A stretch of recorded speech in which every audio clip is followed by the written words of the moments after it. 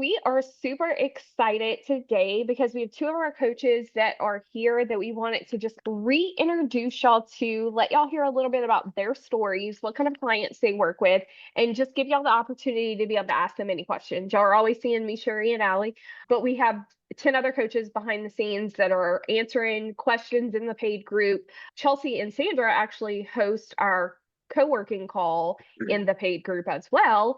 And then they do one-to-ones. So there's so many options to be able to have interactions with the coaches and everything. So we just want y'all to get to know, see their faces, know who they are, know who else is behind the scenes. If y'all want to just give a little background on what your experience was previous to starting your bookkeeping business. Did you have bookkeeping experience, and how long you've been doing this, and just a little bit about your story? You want to go first, Chelsea? Sure. I apologize if you hear my husband talking in the background. He's on a call too. So I had very minimal kind of bookkeeping experience sort of thing. Like I have an associate's in business, so we had accounting classes for that. And I worked in a very small JCPenney's when my husband was in college. Think the whole store the size of a kid's apartment, a normal JCPenney's sort of thing. Oh, wow. Yeah. And our back office person retired. So they needed someone to come do that manual, count the money, enter the checks, make sure everything is on the checks. So the very manual sort of beginning of bookkeeping sort of thing. And I really liked that. But past that, I didn't have too much experience until I finally decided to start my business and got the training from a lot of these great coaches and took off from there. I started my business in September of 2020.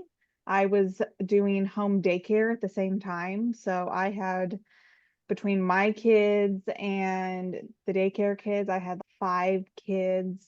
So I did a lot of my work during nap time. And I did a lot of my marketing from my phone.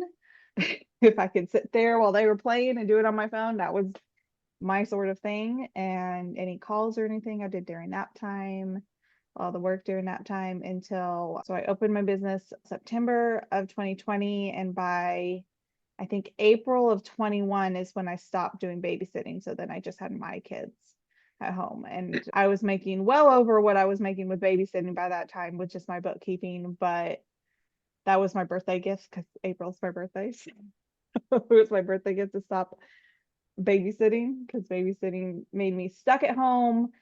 Like I couldn't take my daughter to preschool. My husband had to take her, and then my brother-in-law had to bring her home because I couldn't get out of the house.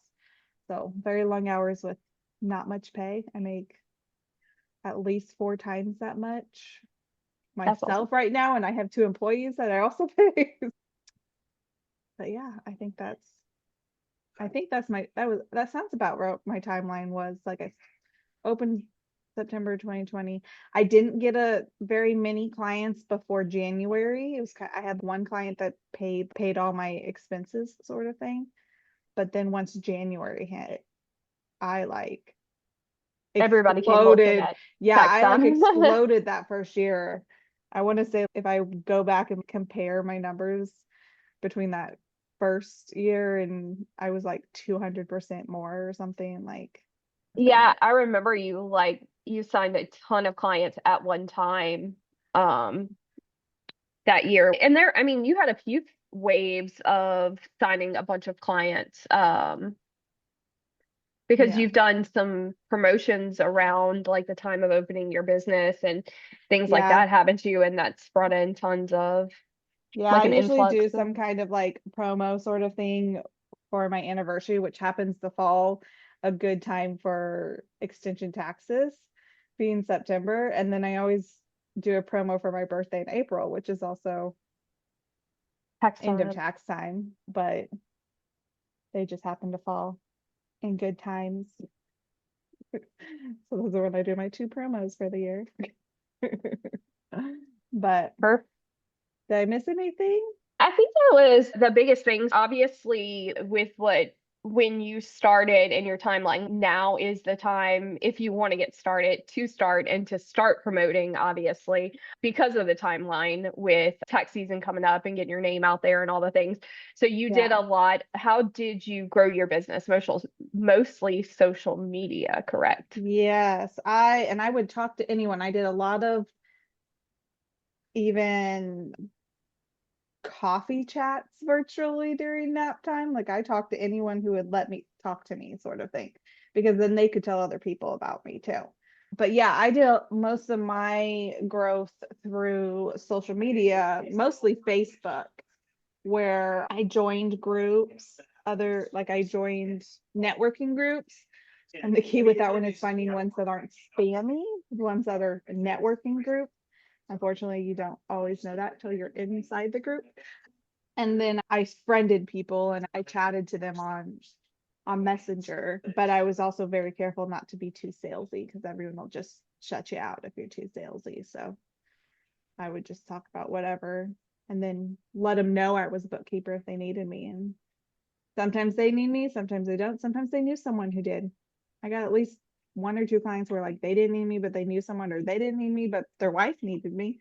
They Yeah, you so never know who knows somebody or who somebody may know, so definitely don't write them off as a yeah. potential or knowing somebody.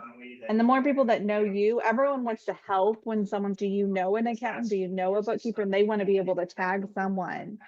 So if they know you and they're able to tag you, that's good. Even if they don't need you, I started getting like tags from people. Like maybe I didn't see the post, even though if I was in the group, but they would tag me and be like, yeah, I can help. Yep. Yep, And if definitely. multiple people tag you, then it always looks good to the person recommending. They're like, oh, multiple people are recommending this person. Yep, exactly. Yeah, that goes a long way for sure.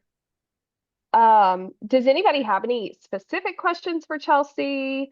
I can definitely keep asking you questions, but we want to make sure y'all are getting information that y'all would like to know about her and her growing her business. Tell them a little bit, Chelsea, I guess, about what industries you work with as far as coaching in the group and stuff. I know there's a lot, you've been doing it for so long now that there's a lot that you can help with, but like specifically, I guess, a little bit of those things.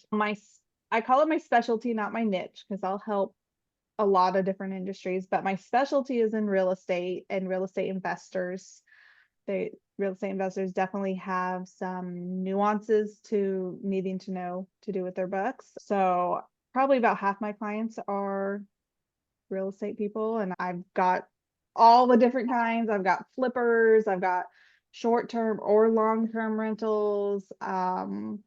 I've had wholesalers, all the kinds of different real estate. I even have some agents. Agents are pretty simple, but that's definitely my specialty. But otherwise, I have all kinds of different or very range of on my other side of clients. I tend to do a lot of service-based clients.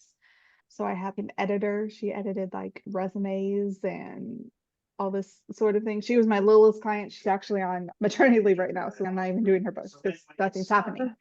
Um, and I've got like fencers, like a fencing guy, plumbers, restoration, a lot of tradespeople sort of thing.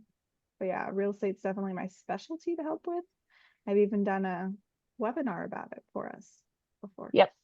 Yep, most definitely. Would you say, because I know one thing a lot of people in the beginning get hung up on is feeling like they have to niche down and like they have to have a specific industry. Do you feel like did you start out with that as far as real estate? Was that helpful for you? Do you feel like it's necessary in the beginning? Fully niche down because I always said I'll help almost anyone. I don't do nonprofit and I don't do cannabis. I will tell people. I'm like, my team doesn't have training for that. But I'll help almost anyone, but definitely with the joining networking groups, it helped, like focusing on the real estate, because I joined like real estate specific, like real estate investor specific, even for my area groups. And even though I couldn't post in that group because I'm not a real estate investor. I was there in case they needed any questions, and I friended them and reached out to them. And that's how I even got some of my just service space, because they were in that group for the same reasons. I think that's how I got my like fencing guy. He was just starting a fencing Awesome. company, but he was in those groups to help the investors, sort of thing. It definitely helped as far as that, like knowing to find those specific groups to join that aren't at just people spamming, sort of thing. So it definitely helped with that part. And it's helped even with recent calls, telling people I know how to do real estate. Not all bookkeepers do. I've had to fix clients whose last year books were not done correctly, sort of thing. So having that knowledge has definitely helped there. Off. We have a couple of questions. Let's see. Jennifer wants your contact information. She has a friend who needs a bookkeeper. Michelle said, do you just do bookkeeping for construction clients, or do you help provide reports to help them understand their profit margins per job? I do have some clients that are just construction, not necessarily real estate also.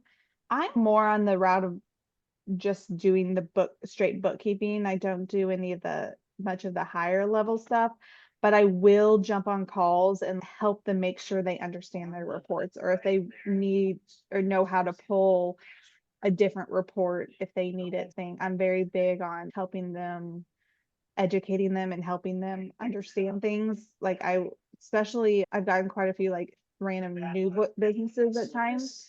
And I tell them, as soon as I get your books, we can jump on a Zoom call and go over your set of books, and I can tell you how to understand them. Like I could do it with just any set of random thing from Google too, but I feel like Right. teaching them from their set of books helps, because they're going to know, oh, okay, yeah, the suppliers are this, like I get what it is, but I don't necessarily do much of the like more higher level stuff. We kind of stick straight to our bookkeeping for me and my employees. Yeah, and I mean that right there is proof, because a lot of people feel like they have to offer higher level services, or you can't just run a business based off of bookkeeping. But that right there is proof you can run it based off of just doing bookkeeping. Yeah, Um, I am big about making sure they know how to read their reports and understand that. Like I'm fine. I even have a newer client that wants to know, now that I have this stuff caught up, he wants to understand what I'm doing. Not that he wants to do it. I don't want to do it, but he wants to know, understand, because he was like scared of QBOs. So he wants to Understandable. not be scared of it. Understandable. Let's see. Anna said, what would you say are things you wish someone had told you in the beginning of your business? For example, I wish I had gotten Keeper before. I don't have keepers. I just use Lisio. Keeper came around when I already had 40 or 50 clients, so it was going to be like a big chunk of my income if I switched. If you start off like with Keeper at the beginning, you can build it into your price. But getting your workflows down is really important. And it's always a learning curve. It's even been a learning curve as my employees knowing like what they're going to work on, what I'm going to work on.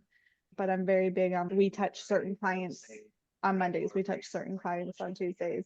And that way we don't ever forget anyone. We don't forget anything, because we're doing the same thing every week. And I write a lot of things down so I don't forget. Awesome. um, and if I've touched something and it's put on to the client's plate, also remembering they're grown-ups. You can't babysit them. If they don't do something, it's not your fault. Yep. Um, I don't think I've ever had really an issue, but I've seen a lot of people who do. I know that's probably a good advice sort of thing, but it's not your fault for them not doing their part of the job. Yep. For sure. Chelsea, what you mentioned 40 to 50 clients when you were at that point. How many client? I don't know if you know right off. I know some people ask me that Um, sometimes, and I'm like, I would have to go count. I say, let me go to my spreadsheet real fast. And your your goals, I think they, if I remember correctly, it's changed some.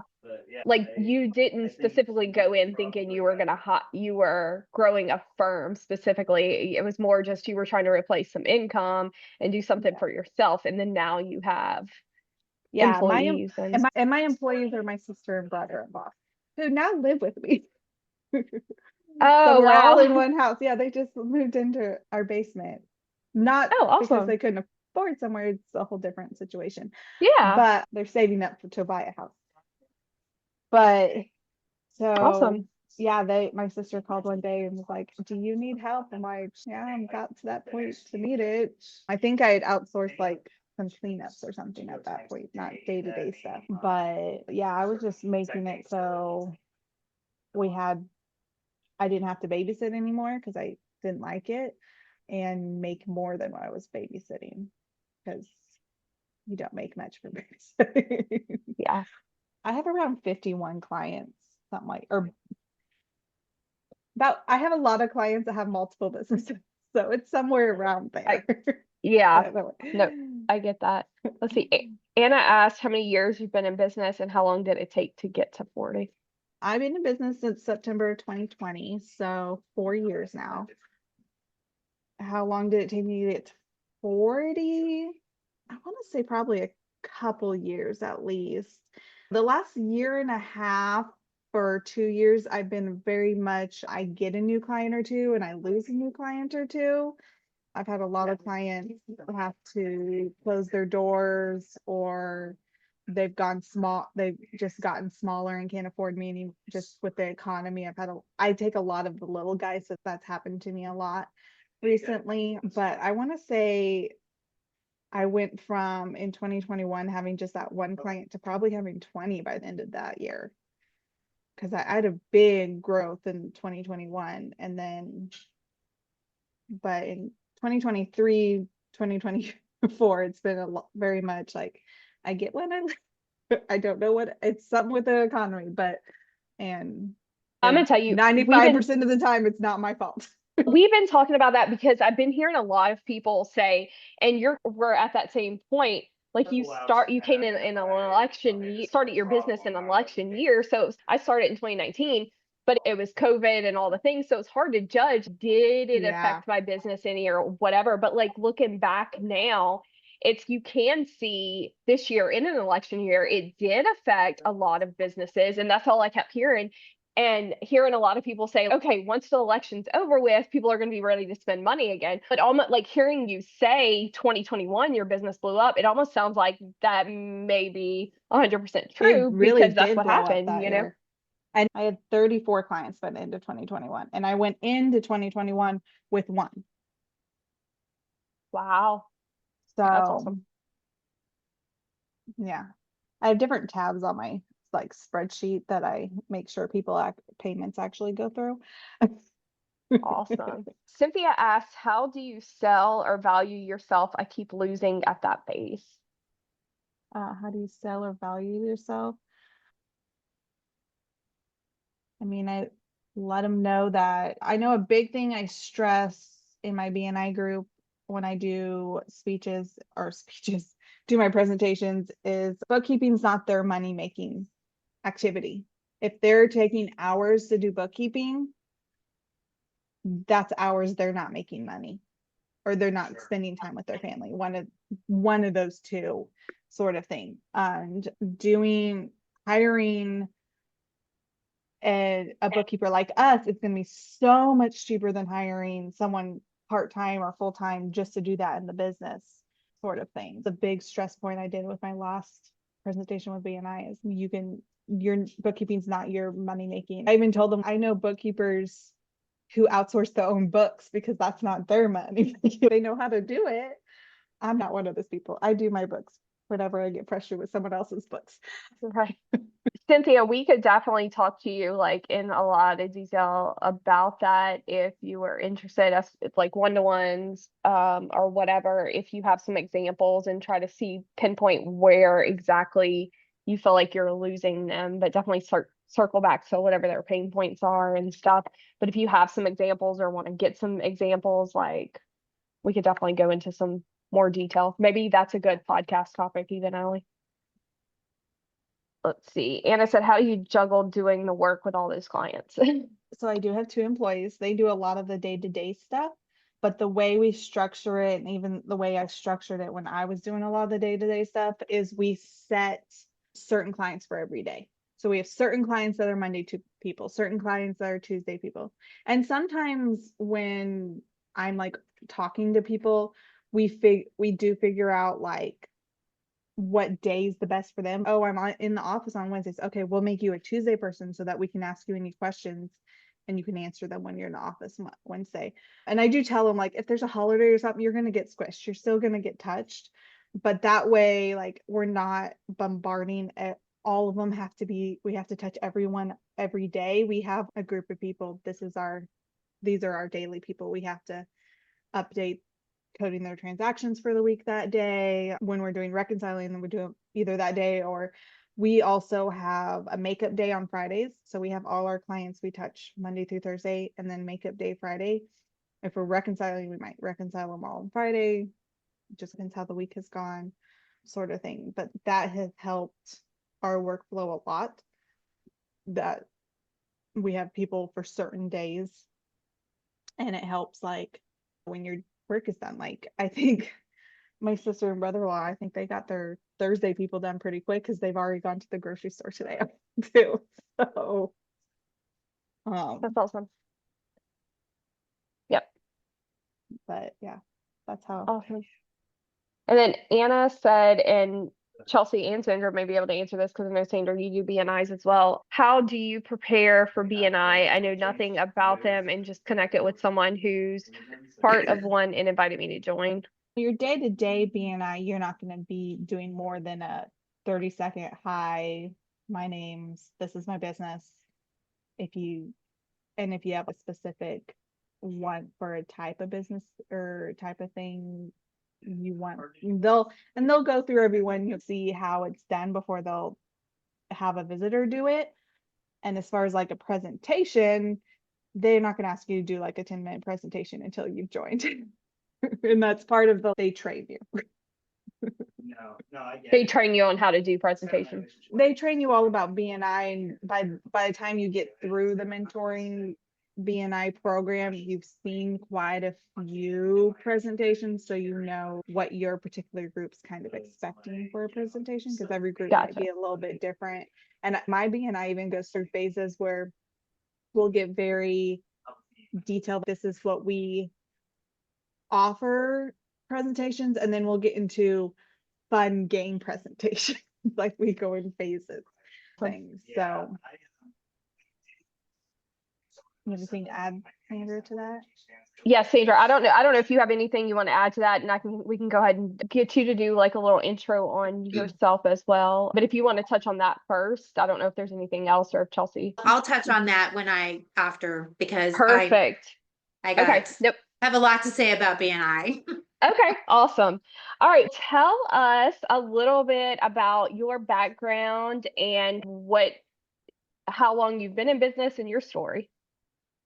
Okay, so I have been doing accounting and bookkeeping since my early 20s. So for about 30 years now, that's pretty much what I've been doing, is accounting and bookkeeping. Awesome. I've worked in various different accounting fields. I worked when we lived in California, I worked for a gentleman that had 4 businesses, and I did all the bookkeeping for them. So I knew how to juggle multiple businesses in doing that sort of work. But then when we moved to Arizona, I had to have a job before I could leave California. So I just took any job I could. And literally, I took a job making $10 an hour just so I can get an accounting job. It was the craziest thing. It had been so long since I made $10 an hour. But my husband told me that if you want to move with me to our new house in Arizona, you had to have a job. So I'm like, okay, fine, I'll get a job.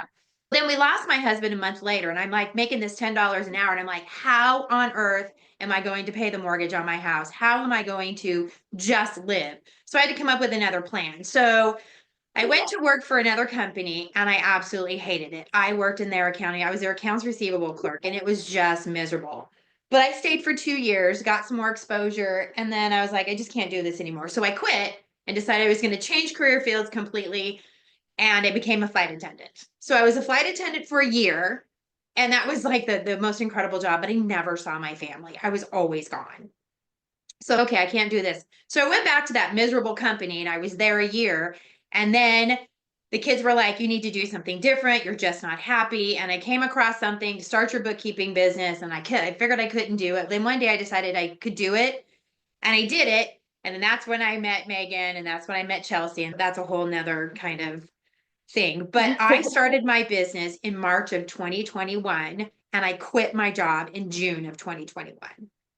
When I started my Awesome. business, the influx of clients that I got made it a reality that I literally quit my job 3 months later. BNI was the most beneficial thing that I ever joined, and I highly recommend it. It is pricey. It does cost a little bit of money. It does take some time to you have to be able to commit a little bit of time to BNI, but the rewards for me, I don't have it's not that I don't have to. I did not have to go the route that Chelsea did with Facebook because I'm not good at it. I don't like it. I don't want to do it. So I don't. But I have literally built my business on my BNI referrals.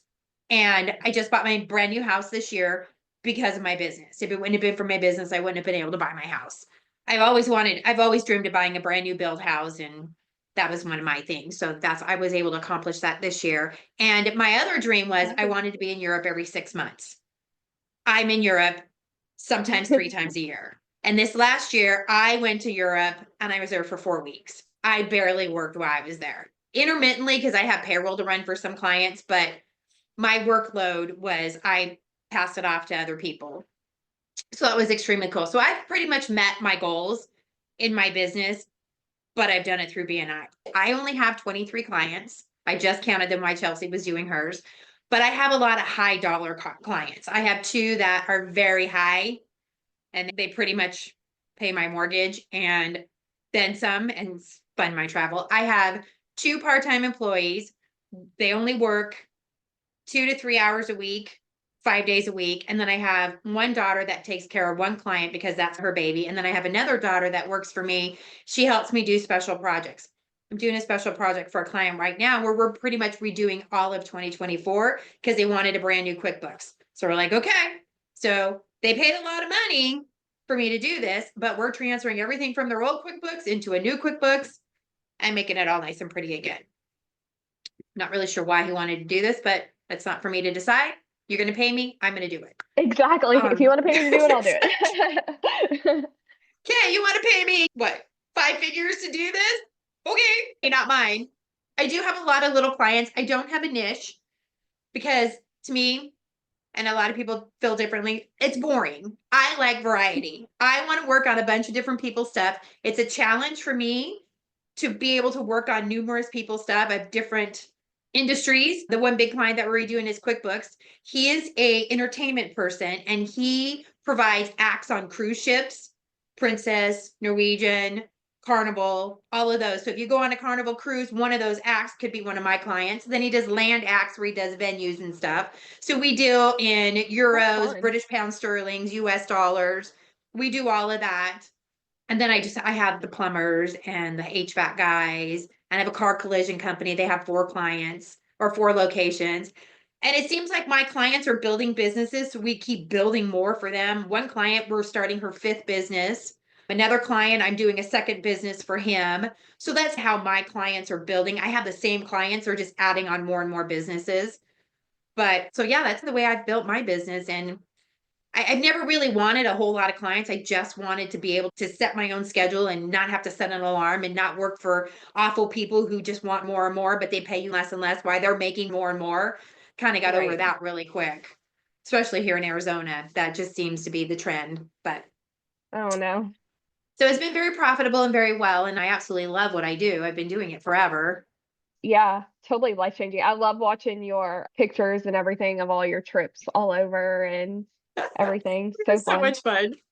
I We're the whole bet. family. I'm taking the whole family, my kids, their spouses, and their children and grandparents on the other side, we're all going to Aruba next June for one big gigantic family vacation. We're all so excited. So fun. That's awesome because your grandkids are they're old enough where they're going to remember that, like, all these experiences and stuff. So you're able to like really truly enjoy all that with them. That is We so did. awesome. We did. We went to North Carolina last summer, and one was only 4 at the time, and that's all she remembers is, can we go back to the airport and get on the airplane? I want to go back to North Carolina. So I can't wait for Aruba. It's Oh, gonna be so fun. But yeah, that's the that's reason gonna why I be built my business, is for my family and to do things. If I just made enough money just to keep me happy and make the mortgage and pay the electricity, I would be 100% fine. But I strive for more. I strive to make more. I strive to get more clients so that I can do more and have these experiences with my family, because to me, that's the most important thing. My family is what I do everything for. Yep. Yep, totally. I love that. Anna asked, what is your price range for your clients? I have some that go from $115 a month to $3,000 a month.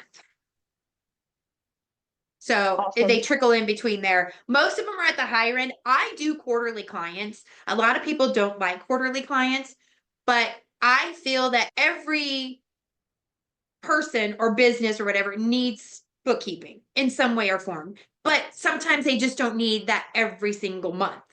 So if I can offer them a quarterly price, then I know that they're still getting their financials done. I still know that they're getting their bookkeeping done and able to do their taxes at the end of the year or whatever that they need to learn how to build their business properly and correctly. I will still offer a quarterly. My quarterly prices are up higher than they were a year and a half ago, my base price, but that is still one service that I will probably continue to offer, just to make sure that everybody who needs a bookkeeping service can get one.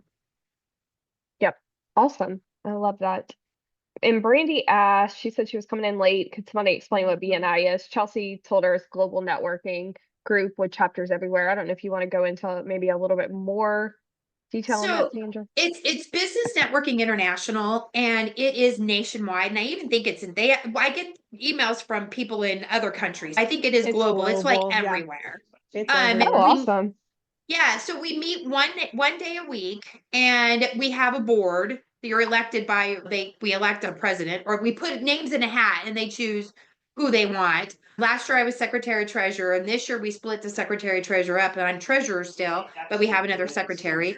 And then you meet and you promote your business. My BNI business, we all know each other on Facebook. So if somebody posts, I need a bookkeeper on Facebook, everybody like swarms on that and says, hey, use her. I may not get that one, but I may get the 4th person down. So I do have that form of advertising when it comes to social media.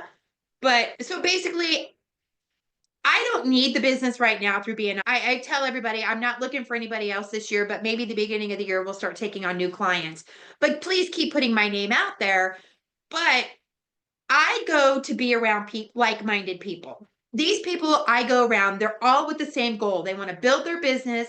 They want to get their name out there. I don't know anybody in Arizona but my kids. I work from home. I don't get out a lot. So I haven't really built a friendship base, which I'm focused on work and my travel, so I don't really care. But I joke with everybody that I pay my BNI fee because I pay to have friends that I go visit once a week. And tonight we're going to happy hour, so I'm going to go hang out with my friends that I pay for to go network and get some one-to-ones. But it is a really good place to be, to keep your mindset for people who are trying to achieve the same goal that you are. But yes, it does cost, and it can be a little expensive, especially for people who are just starting out. But the return on your investment really is worth it, in my opinion. Yep. And I love that you said to be around like-minded people, because that is so huge, especially when you're starting a business. You don't realize how mindset and all that, because I don't know about y'all, but like with me, I didn't know anybody else who owned a business at the time when I started my business. So some of the struggles and stuff that you come up with, who do you talk to in that sense without having a community, without having networking and all the things? Because you do need people to bounce ideas off of, or just to vent at the end of the day and go have happy hour with and forget about all the things or talk Right. about them. So yeah, that's huge. It really is. And just doing a one-to-one. So in my chapter, and I'm sure Chelsea can can vouch for this one. Just because I have people in my chapter doesn't mean I can't go talk to other people in another chapter. They only have one seat per chapter. So they only have one bookkeeper, one realtor, one banker, and things like that. So nobody else can come into my chapter that's a bookkeeper. But if there's another chapter that doesn't have a bookkeeper, I can attend their meetings. I can network with them. I can even met a bookkeeper. My very first meeting I went to, there was a bookkeeper in that meeting, and she is like the most awesome person. She's like, you don't know about BNI? Come to my meeting. We're not supposed to, but I'm going to allow you to take my seat for the day. And I've gone to lunch with her. I've met other bookkeepers with her. We've networked. Just, you need a resource other than yourself, because sometimes I don't do e-commerce. I refuse to do e-commerce. So if anybody has any e-commerce questions, it ain't me, because I don't do it. But if I come across an e-commerce person, I can talk to another bookkeeper in a BNI group, or if somebody asks me a question, just because I can go reference those people and I can ask for help, because they're Yeah. my resources and they'll help me. I've done that too, talk to other bookkeepers and other BNIs Mhm. locally, and I've gotten a client that way because they took like bigger clients. They wouldn't take the small guys like I will. And so they sent me this one because they were too small for them, sort of thing. And real simple, other than he doesn't answer my questions until a week before taxes. But I got some of those. We're still working on Yeah. 2023 because he doesn't have our questions answered. So Oh, I don't I- know what he's going to do. I have one like that. One like I've that got too. I've got something like that too. Oh. But yeah, my chapter likes to use the phrase "I know a guy" also, so that you're the person, you're making it so you're the person your clients go to. Oh, I need a plumber. Oh, I've got someone for you. Or, and my chapter's kind of small. We're in a growth phase right now, so that we do reach out to those other chapters. If we don't have someone, we might reach out to another chapter for that. Like, I didn't have a CPA in my group until this last year, and I've been in there for 3 years. So I had a CPA in another group I referred to a lot, and she's just 30 minutes away. Yeah, I'm so excited. We just got a CPA and she's going to work with me, and we're going to value my business, and Awesome. we're going to evaluate everything. And yeah, so I'm like 2025 is going to be probably a good year of growth for us. That's exciting. Yeah, so we'll see what happens. Awesome. Let's see. Cynthia said, what would you recommend to a new bookkeeper starting out as far as procedures, checklist, etc.? I recommend Keeper. Keeper is phenomenal. My contractor lives in Illinois, and that's how I monitor what she's doing. And the new person that I just hired, I'm training her heavy in Keeper too, because I told her I can monitor and watch what you're doing. I can see what we need to review, where you are in the close of the books, what tasks you have out. I think I'm going to start using Lisio because my email is just out of control. So I got to start diving into that. But my issue when I very first started, and I scrambled a lot and it was very disorganized, is procedures. Get those down while you're little before you have a growth spurt, because you're going to have an influx of clients and you're just going to be floundering. And it's very frustrating and very daunting when you're all over the place. I have a very big whiteboard behind me, which is out of date because I'm a task writer. I don't do what Chelsea does. I don't have clients that I work on every day. I make a to-do list Monday through Saturday, and I write everything down and I cross them off as I go. There are days where I make a to-do list and on Friday I'm still working on Monday's tasks because the week just got totally derailed because a kid needed to be picked up from school. I live 15 minutes from my daughter, and she works in the office a few days a week. And then I have another daughter that travels, so I have to drive an hour and a half to stay at her house for 3 or 4 days while she's on a work trip. So a lot of times my to-do list gets really out of control, but that's the beauty of this business, is there's never Yep. really that many emergencies that have to be done until you're in January and you're trying to work on 1099s. Then we have a lot of emergencies, but other than that, it really doesn't. So if you have something on Monday that doesn't get done till Friday, it's really not that big of a deal. Yep. And I would say, yes, get your procedures down, but also learn from your mistakes. Learn, oh, this isn't working, let's change it, sort of thing. If there's a procedure that needs to be changed, change it. Like we've learned through my sister and brother-in-law working, like I call them my monthly team. They work on the day-to-day stuff, but I'm the one who does the cleanups, other than I think one that we have out. But we've learned that that works better for us, sort of thing. And just, yeah, learning from your mistakes too is always a good thing to adjust. Don't be so stuck on your procedures if needed. Yep, most definitely. Anna asked, do you use a Quip 360 or anything similar? A which one? A Quip 360. So a Quip 360 is Apparently I don't.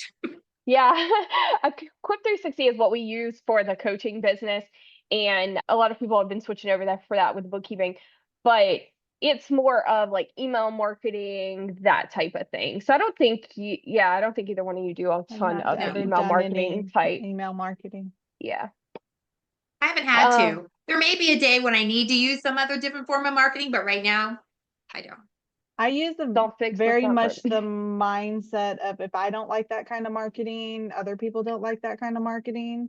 Like even like my posts, I try to keep them like short and sweet sort of thing because I don't want to read a long post. So I haven't done email marketing because I don't read marketing.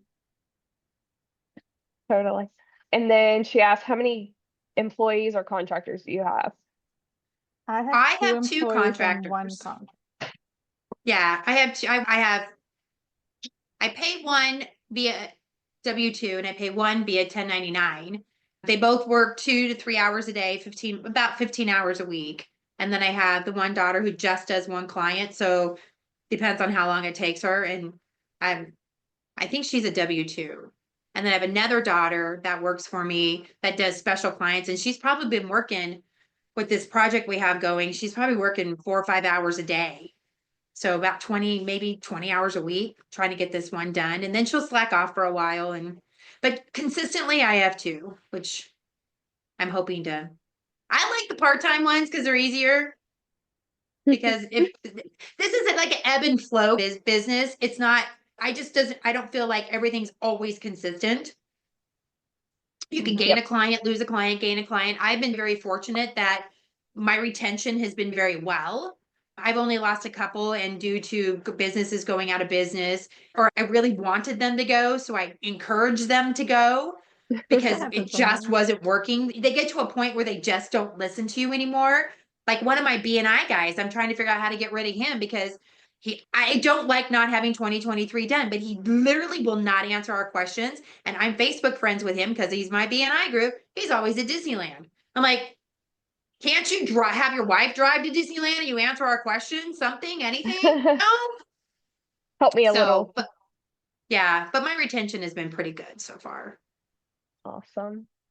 Yeah, I have two employees I pay a salary. It's a small salary because they really only work a couple hours a day sort of thing. And then I technically have one contractor, which is my mom, but she helps make like my canvas for my Facebook posts and she sends out the monthly reminders for if we need like statements and stuff like that.